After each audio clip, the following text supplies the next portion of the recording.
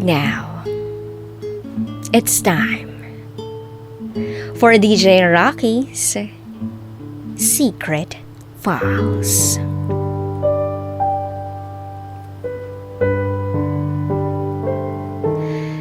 Nahuli ko si Mister at ang babae niya sa loob ng sasakyan. Itago niyo ko sa pangalang Dheb. And this is my secret file. 14 years. 14 years ko siyang minahal. At siya lang ang kaisa-isang lalaki na minahal ko sa buhay ko. We met way back in college. First year, second sem noon. Regular student ako. Transferin naman siya from Davao. I can still remember hanggang ngayon kung anong itsura niya. Matangkad, moreno, at gwapo. Pero suplado. So, ayun, naging kaklase ko siya sa isang subject. Algebra. Mahina ako doon, pero magaling siya doon. So, umuupo ako malapit sa upuan niya to get an answer or maybe to get his attention. Hanggang sa napapansin naman namin ng barkada ko na friendly siya. Hanggang sa naging magbarkada na rin kami. Mabait naman pala siya. Hindi rin madamot.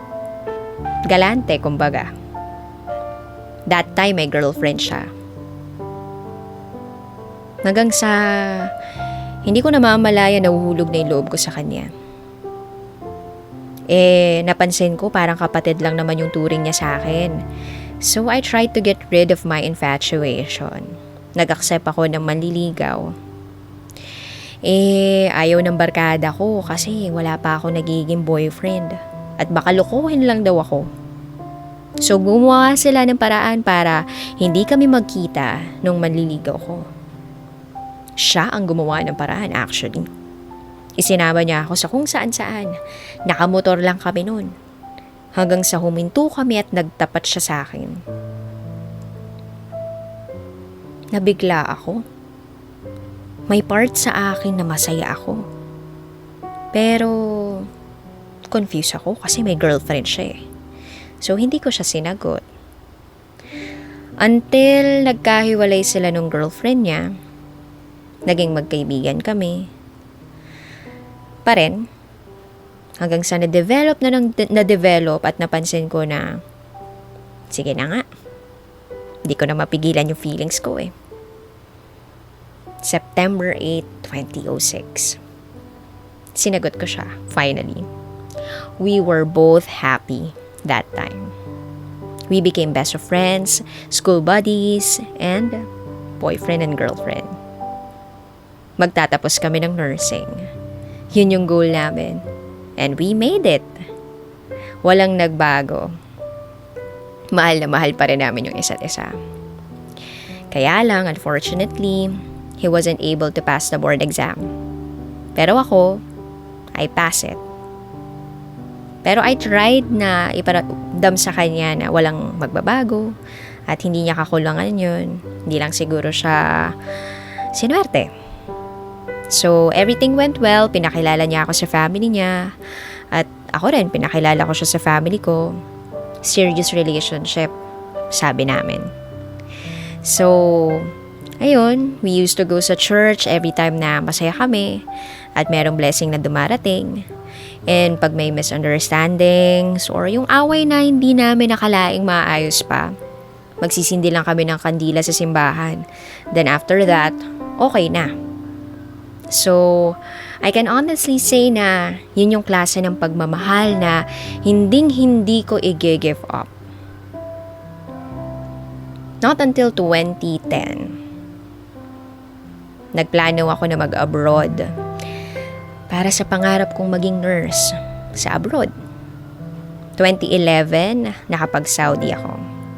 He supported me. Kahit masakit, we ended up both crying para sa pangarap. Kailangang umalis. During my first contract abroad, yung mga ways para maging matibay yung relationship namin kahit LDR ginawa niya. Until 2013, there's this one girl who messaged me na girlfriend daw siya ni B. Si B, yung boyfriend ko. Ang dami niyang revelation na nakakadurog ng puso. Kahit LDR kami, pinag-usapan namin. Ang hirap ayusin, LDR eh. He told me na huwag paniwalaan yung babae. At hindi niya kayang gawin yun sa akin. So, it took us months to settle the issue. Hanggang sa umuwi ako. Para sa bakasyon ko. So yun, pinatunayan niya naman na wala talaga akong dapat ikabahala. At in-spend namin yung time ko together, sa pamilya, nandun yung love, nandun yung effort. So, okay. Then I went back to have another contract. Year 2015. Nag-decide ako to exit sa Saudi. Kasi, nagpa-plan na kami na magpunta sa Kuwait so that we will have our future together at magkapamilya. But instead na sa Kuwait, mapunta, my sister offered me a job sa Canada. Caregiver. Stepping stone para maging nurse. Kahit na iba yung plano at alam kong parang ayaw niya, I tried to convince him. Pumayag naman na rin siya. So after 2 years, babalik ako para magpakasal at masettle namin yung dream namin. Ayun na, mag-work together abroad. So, year 2017, I arrived in Canada. But in the middle of that year, may nag-send ng photo ng boyfriend ko na kasama yung same na babae na nanggulo nung nasa Saudi pa ako. It crushed my world kahit hindi naman intimate yung litrato. I decided na titigil ko na yung pakikipag-communicate sa boyfriend ko. I was thinking of breaking up. Pero hindi siya nag-give up. Kinausap niya yung family ko para masettle yung lahat. He tried to ask my mom to help him para makausap niya ako. In-advise na ng mom ko na ang kontakin daw niya yung sister ko, nakasakasama ko sa Canada. Nagmakaawa siya sa sister ko. So, ayun, dahil mahal ko siya, I gave him another chance. A second chance. He promised that everything will be alright and no one will bother me or our future together. He was so devastated sa mga ginawa ko, sa mga nangyari sa amin. So, willing siya na magpunta na ng Canada just to settle our problem.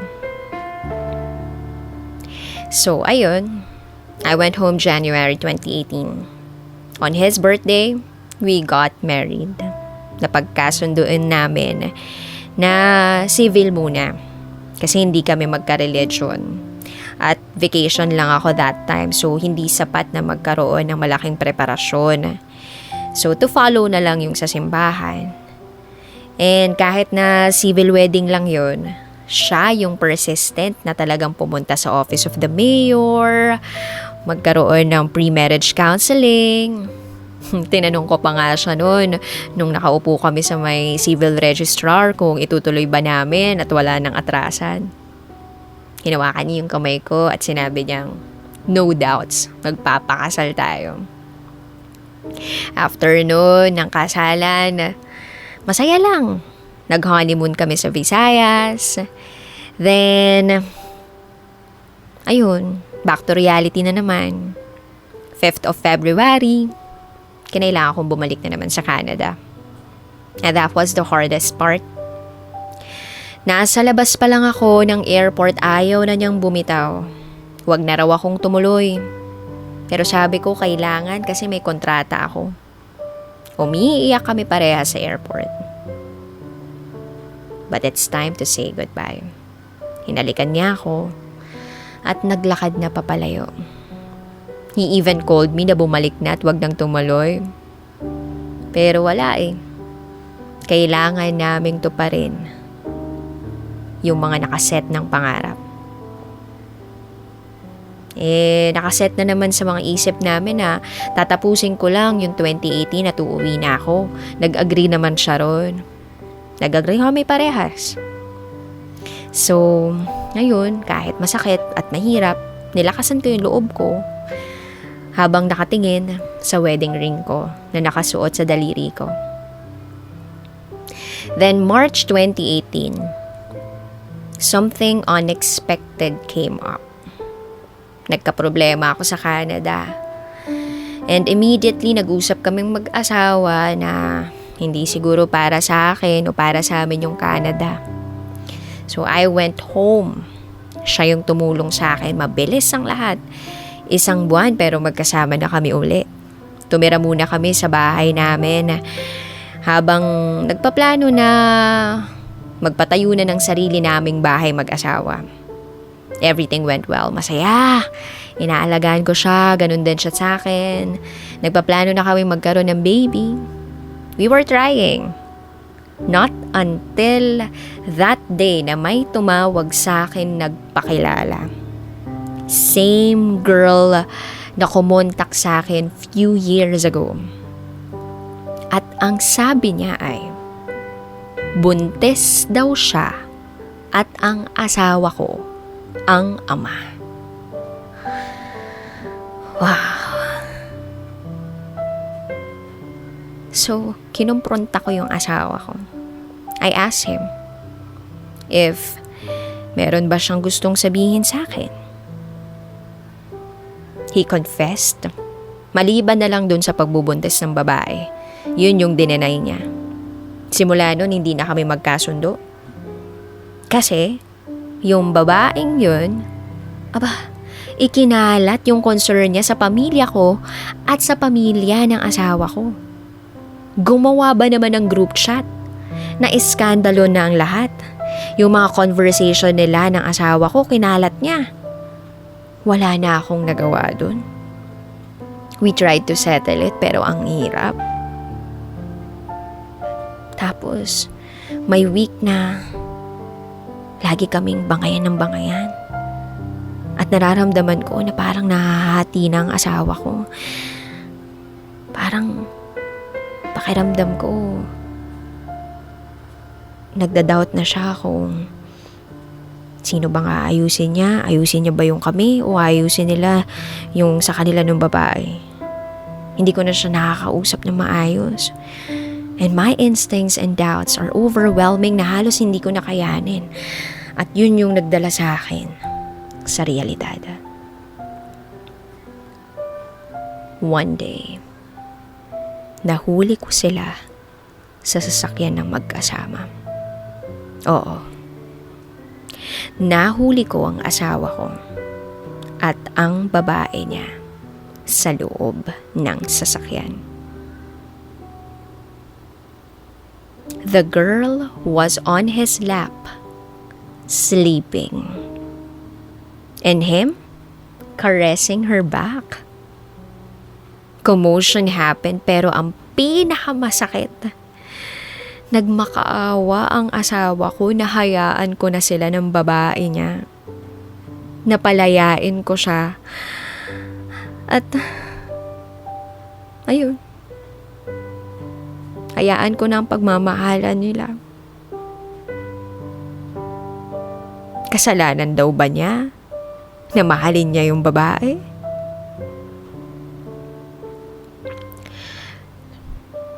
Walang pumatak na luha sa mga mata ko. Tinanong ko pa nga siya, "Ito ba gusto mo?" At sumagot siya sa akin na oo. Kinausap ko siyang mag-isa habang nasa loob lang ng sasakyan yung babae. Sabi ko, "Ayaw kitang ibigay. Asawa kita." At doon naiyak na ako. I asked him kung hindi na ba niya ako mahal. Hindi siya sumagot. Sabi ko, sagutin niya kasi masakit.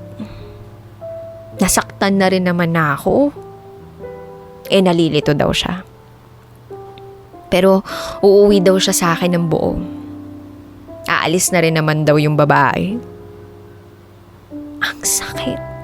Kasi alam ko sa sarili ko, hindi ako yung mahal niya. So, I decided to let go. Nagmatapang ako, pero after that, hindi ko na rin itinuloy. Gusto ko lumaban sa lahat ng sakit na idinulot nila, pero ayaw makiayon ng kapalaran. Ang daming hindrance sa pagganti na gusto kong gawin.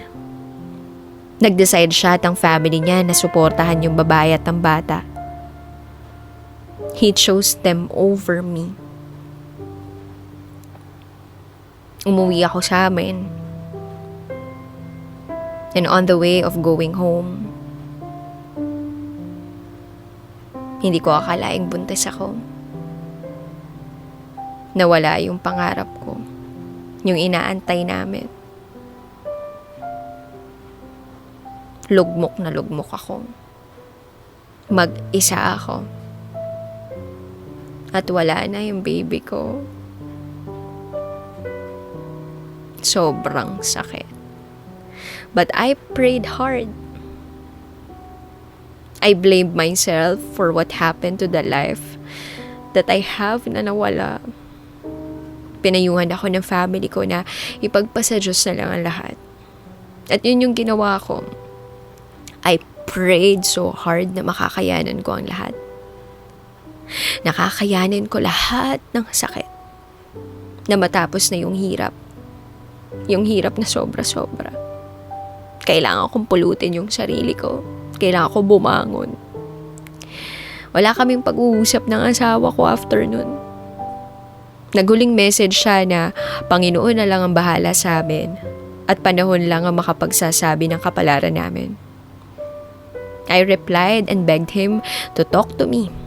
I waited sa simbahan kung saan kami dati pumupunta, pero wala na. Hindi siya pumunta. Hindi ko na rin sinabi yung nangyari sa akin. What for? What for, diba? Ayaw kong kaawaan ako. Then I'm good to go, sabi ko. Hindi ako makapag-move on sa lugar na ito. Daming alaala. Daming nagpapaalala sa lahat ng meron kami. No goodbyes. No last hugs. No kisses. No explanation. Why all of this happened to us. No closure. Umaasa ako na hanggang sa uling araw na aalis ako. Magkaroon man lang nung isa dun, pero wala. So the day came, araw na ng flight ko, para bumalik sa Canada. Nasettle kasi yung problem ko dati sa bansang yun. Nabigyan ako ng isa pang pagkakataon na makapagtrabaho dun at magkaroon ng panibagong opportunity. Sobrang sakit umalis. Pero iniisip ko na may plano ang Diyos. This would not happen kung hindi ko kaya. And today, I am still trying my very best to have a new beginning. A new life to start. So, I have to let go of my anger, bitterness, and devastation dahil sa nangyari sa amin. Mas nakaramdam ako ng gaan sa loob. Basta, ang naiisip ko na lang, I just want the both of us to be happy and to have a life na pinapangarap namin. Kahit hindi na siya yung sa akin. Hindi man ako yung pinili niya. At least, masaya na siya. Mahal ko siya ng sobra. Kaya pinalaya ko siya. Hanggang dito na lang po. Muli, ako si Dheb. At ito, ang aking secret vow. Always is your number one SM radio station. Love Radio. Kabisyo, nakarelate ka ba sa secret file na binasa ko? Kung nakarelate ka, mag-subscribe ka na dito sa aming YouTube channel at pindutin mo na rin ang notification bell para updated ka sa mga susunod na episodes ng DJ Raqi Secret File.